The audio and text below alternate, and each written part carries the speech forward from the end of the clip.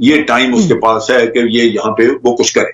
इसके लिए वो वैसे तो बिल्डअप करते रहे हैं नैरेटिव अपना कि जनाब हम गिलगित बल्तिस्तान में वो हमारा है, उधर कोई ना देखे। इसी तरह आजाद कश्मीर का कहते रहे कि जी अब ये फैसला तो आजाद कश्मीर का करना है, वो हमने लेना है। ये चीजें तो चल ही रही थी, लेकिन जंग का माहौल आप इसमें देखें कि आपने पिछले 2 हफ्तों में 3 क्वाडकॉप्टर उनके गिराए हैं। इसका मतलब यह है कि वो जासूसी कर रहे हैं, वो आपके जो डिफेंसेस हैं उनकी तस्वीरें वगैरह ले रहे हैं, कोई तैयारी है। गुज़िश्ता साल मकबूजा कश्मीर के यकतरफा फैसलों के बाद भारत खित्ते में अमरीकी पुष्तपनाही के बल पर मुसलसल तनाव बढ़ा रहा है। रवा हफ्ते प्राइम मिनिस्टर आर्मी चीफ ने आईएसआई हेडक्वार्टर्स का दौरा किया और खबरों के मुताबिक भारत के आजाद कश्मीर के हवाले से जो अज़ाइम है उन पर भी वहां बात हुई। डीजी आईएसपीआर ने भी जो है हाल ही में भारत को किसी भी पागलपन से बाज रहने के लिए खबरदार जो है वो कर दिया है। हालात इस कोरोना वबा के दौरान ये क्यों बनाए जा रहे हैं, क्या भारत की तरफ से इसकी जो वजूहात हैं वो क्या है, वो तलाश करने की कोशिश करेंगे, या जैसे कि खदशा जाहिर किया जा रहा है कि भारत सी पैक के खिलाफ अज़ाइम रखता है और गिलगित बल्तिस्तान में कोई एडवेंचरिज्म करने जा रहा है, ये उसका नतीजा है।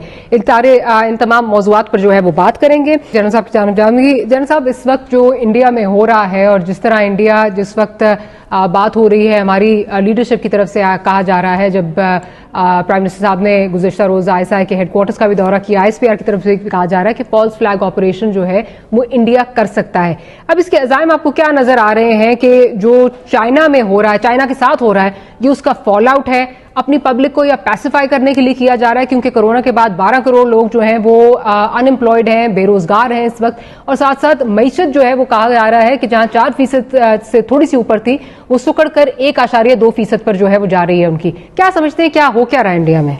ये टाइम उसके पास है कि ये यहाँ पे वो कुछ करे।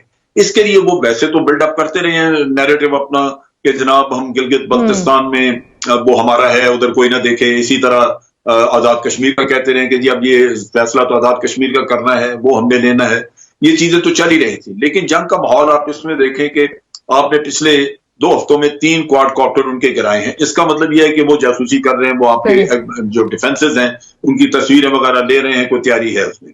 दूसरी आप चीज देखिए कि उन्होंने फॉल्स फ्लैग ऑपरेशन किया, एक कार का धमाका वहां पे किया और कहा कि जी टेररिस्ट पाकिस्तान की तरफ से आते हैं जिन्होंने ये काम किया, और वो कार जो थी वो खुद ही इन्होंने तैयार की हुई थी। फिर आप देखिए कि उनके चीफ ऑफ आर्मी स्टाफ के बयान, वो कहते हैं जी 14 लॉन्च पैड हैं पाकिस्तान साइड पे जहां से ये कर रहे हैं हमारे ऊपर, हमें भेजते हैं टेररिस्ट। टेररिस्ट कोई नहीं है, ना कोई जाता है ना कुछ है, उधर फेंस भी लगी हुई है। लिहाजा ये 14 ये बहाना आएगा कि जी जो धमाका हुआ है या जो भी हुआ है फॉल्स फ्लैग ऑपरेशन जो करेंगे, वो अब हमने 14 लॉन्च पैड जो है वो हमने डिस्ट्रॉय करने हैं।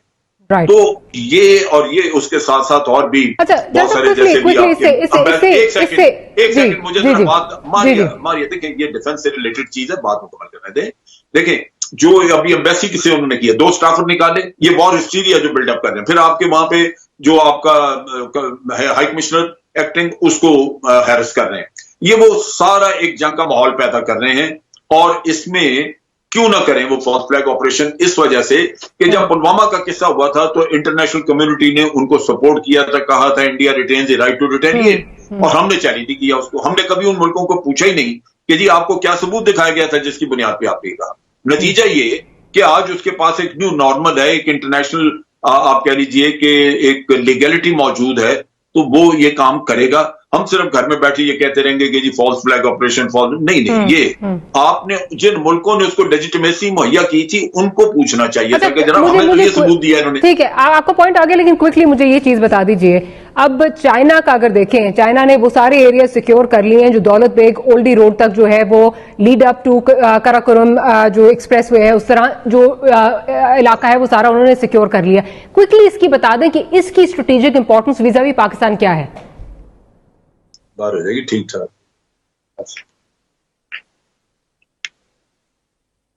मेरे ख्याल जनरल साहब को ऑडियो का इशू आ रहा है। जनरल साहब क्या आप मुझे सुन पा रहे हैं? अरे ये मुझे बताइए क्या सवाल? जी, मैं ये कह रही हूं कि चाइना ने वो तमाम एरिया सिक्योर कर लिए हैं जो that lead up to Daulat Beg Oldi road और फिर इवेंचुअली कराकोरम एक्सप्रेसवे जो है उस तक आते हैं। इसकी स्ट्रेटेजिक इंपॉर्टेंस पाकिस्तान के लिए क्या है, जरा क्विकली इसका बता दीजिए। फिर रजा साहब ये है कि ये जो दौलत बेग ओल्डी है ये कंटोनमेंट है ब्रिगेड साइज की, और यही एक इस एरिया में ऑपरेशन के लिए एक बेस बन सकता था। इसको सप्लाई के लिए वो पीछे से रोड लेके आ रहे थे जो चाइना ने रुकवा दिए। अगर ये बेस बनता है तो यहां से हमारा काराकोरम पास जो है वो तकरीबन 8 किलोमीटर के फासले पे है, और अगर ये यहां से कोशिश करें तो वहां पे ये इंटरडिक्शन वगैरह कर सकते हैं, जिसको रोकने के लिए हमें एक्शन करना। नेचुरली हम तैयार हैं उसके लिए, कोई इतना मसला नहीं है, लेकिन ये पॉसिबिलिटी मौजूद थी। चाइना जैसे आया है गोलान वैली में, गोलान रिवर वैली में, तो उन्होंने एक सिक्योरिटी पैरामीटर दे दिया है सारी चीज को। हमारे काराकोरम हाईवे को एक सिक्योरिटी पैरामीटर मिल गया है, क्योंकि अब दौलत बेग ओल्डी को सप्लाई नहीं किया जा सकता। वो सड़क जो है वो चाइनीज के बिल्कुल नीचे उनके कंट्रोल में आ चुकी है, और अगर वो चाहें तो किसी वक्त भी काट सकते हैं। लिहाजा इंडिया के लिए ये आसान नहीं होगा।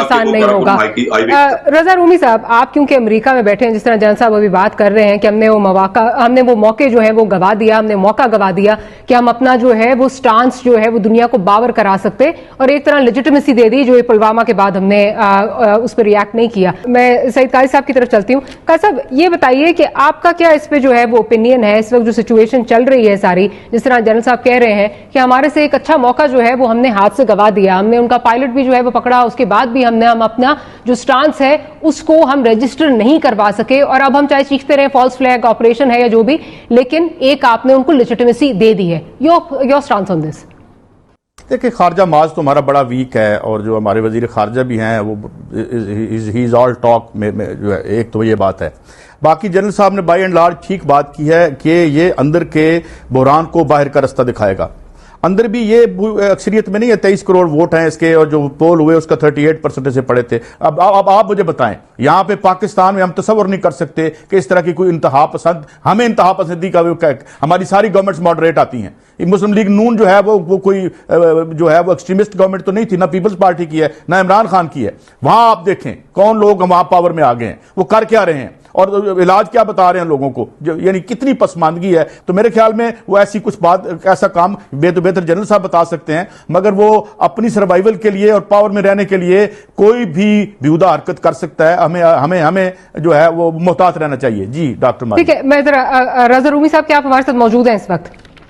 जी मैं मौजूद। जी अच्छा, रजा साहब ये बताइए, क्योंकि अभी बात हो रही थी कि जो वेस्टर्न वर्ल्ड है उसमें जो परसेप्शन बिल्डिंग की बात हो रही थी, तो ये बताइए, आप अमेरिका में इस वक्त बैठे हैं, जो खित्ते के इस वक्त सारे हालात हैं उसमें क्या वहां पे परसेप्शन क्या है कि भारत क्या करने जा रहा है, और स्पेशली vis-a-vis कश्मीर, क्योंकि आप जिस तरह नॉन परमानेंट मेंबर भी बनने जा रहा है भारत UNSC का, तो क्या इसके क्या मुराकात क्या होंगे आगे जाके, इसका फॉल आउट क्या होगा, क्या हमारा पाकिस्तान क्या देख सकता है?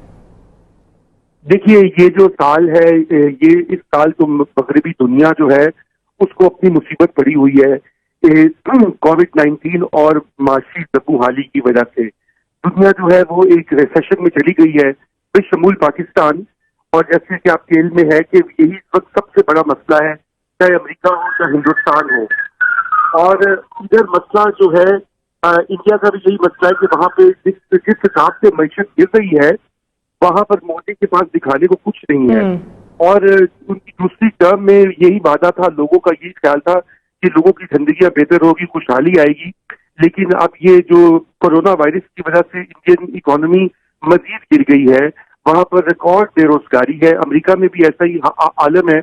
और ट्रंप और मोदी जैसे हुक्मरान जो हैं, जो कि पॉपुलिस्ट नारों के ऊपर पावर लेते हैं और इंतहा पसंद सोच को फरोग देते हैं, ये साल इनकी किस्मत का साल होगा। क्योंकि अगर ट्रंप का इलेक्शन तो आ रहा है 10 महीनों के बाद, और मोदी का भी वहां पर आपने देखा है कि उनकी मकबूलियत है बहुत गिर रही है, उन हल्कों में भी जो उनको सपोर्ट करते रहे हैं। तो ये सारा जो इस वक्त ये मामला हो रहा है पाकिस्तान के साथ की, ये तवज्जो हटाने का एक तरीका है। बिल्कुल। रजा रूमी साहब, I am sorry, I have to interject there. Programme का वक्त खत्म हो गया। रजा रूमी साहब का बहुत शुक्रिया, जनरल साहब आपका, और कारी साहब आपका बहुत शुक्रिया कि प्रोग्राम के लिए आपने वक्त निकाला। Will see you next week. Good night and अल्लाह हाफिज। ये टाइम उसके पास है कि ये यहाँ पे वो कुछ करे।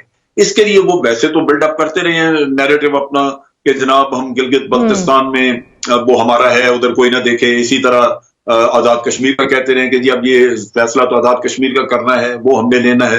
ये चीजें तो चल ही रही थी, लेकिन जंग का माहौल आप इसमें देखें कि आपने पिछले 2 हफ्तों में 3 क्वाडकॉप्टर उनके गिराए हैं। इसका मतलब यह है कि वो जासूसी कर रहे हैं, वो आपके जो डिफेंसेस हैं उनकी तस्वीरें वगैरह ले रहे हैं, कोई तैयारी है उसमें। दूसरी आप चीज देखिए कि उन्होंने फॉल्स फ्लैग ऑपरेशन किया, एक कार का धमाका वहां पे किया। और कहा कि जी टेररिस्ट पाकिस्तान की तरफ से आते हैं जिन्होंने ये काम किया।